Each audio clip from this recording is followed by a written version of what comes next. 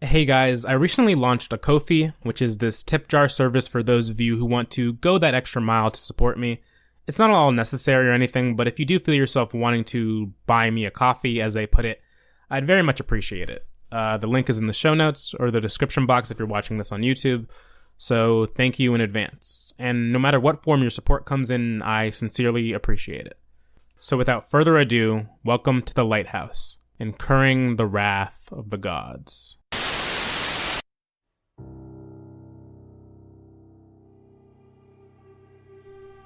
Today I want to explore the way Robert Edgers uses mythology and mythical symbolism to tell a story about madness, alcoholism, and homo-eroticism in his 2019 psychological thriller film, The Lighthouse.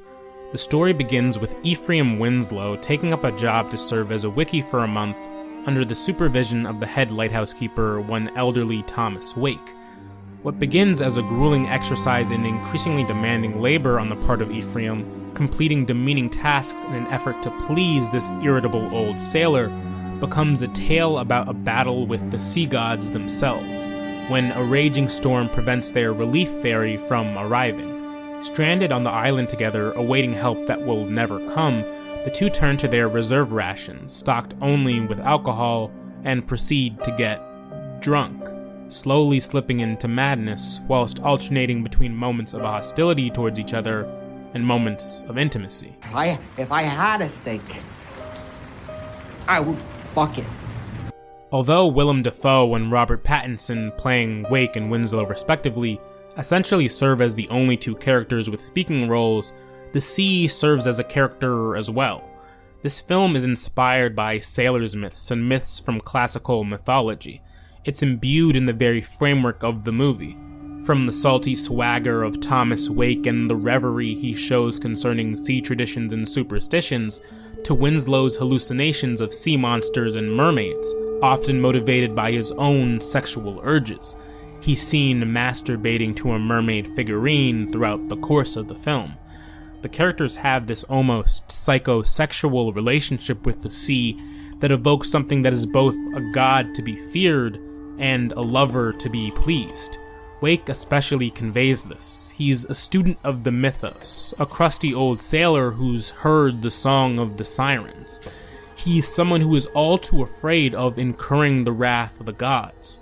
He speaks to Winslow often in these cryptic sea riddles and conjures up prose like a long remembered prayer. Look no further than the famous hark scene. Hark! Hark! Triton! Hark!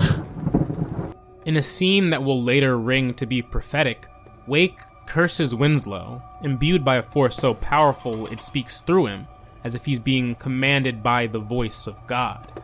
And as he calls out for Neptune to strike Winslow dead, he states that Winslow will become a nothing for the harpies and souls of dead sailors to peck and claw at and feed upon. Despite this harrowing proclamation, there's also a sadness within Wake's eyes and his demeanor as he delivers this prophecy.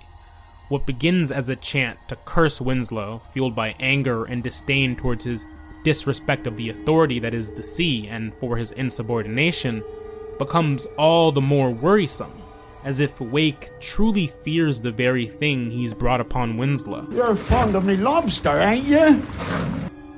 For Wake, the mythos is gospel, and his attitude towards protecting it versus Winslow's more nonchalant attitude concerning the power of the sea continues further.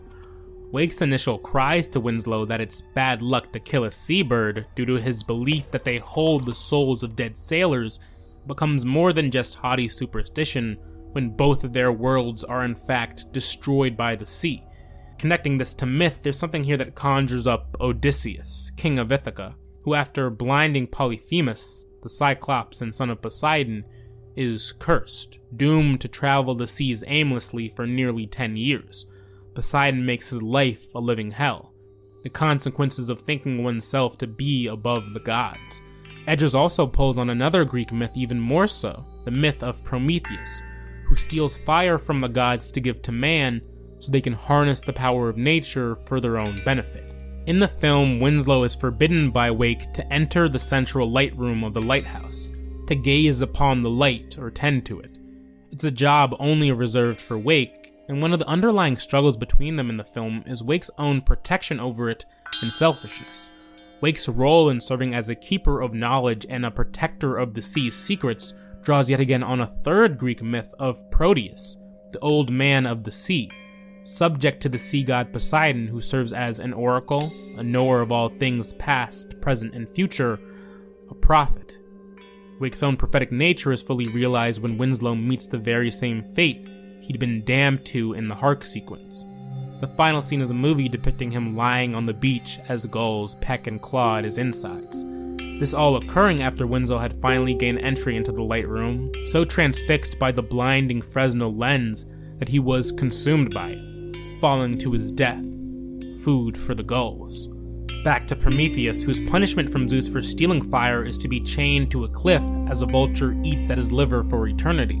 The liver, which functions as the organ that breaks down the alcohol in one's body, once again connecting to Winslow's increasing love of drink throughout the film as a way to cope with his own madness. But what does Eggers gain from imbuing this story with so much classical myth?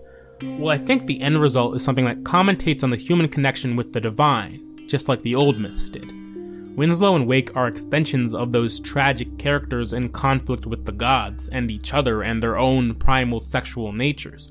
They defy and worship and obey and curse, but in the end they are at the mercy of an unforgiving power, of an all-consuming force.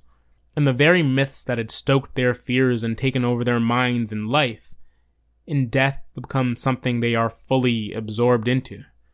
The tale of the two lighthouse keepers, consumed by their own madness, driven to insanity, now becomes etched into the mythos as well.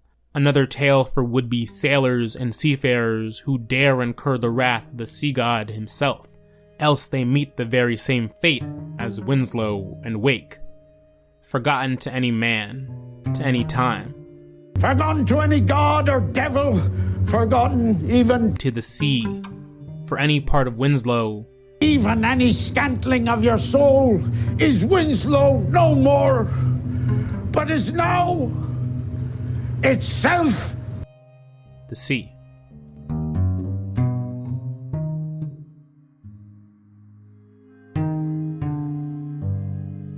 Mind Theater is produced and written by me, Ao Akingbada, in collaboration with Muckraker Media. To subscribe, look for Mind Theater on Spotify, Apple Podcasts, or wherever you get your podcasts. For updates on the show and upcoming episodes, follow Mind Theater Pod on Twitter. Thanks for listening. I'll catch you next time.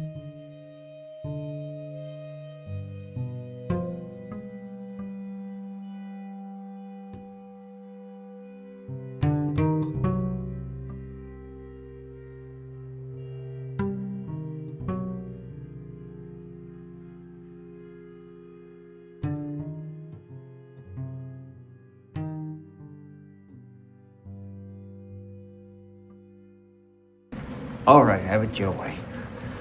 I like to cook it.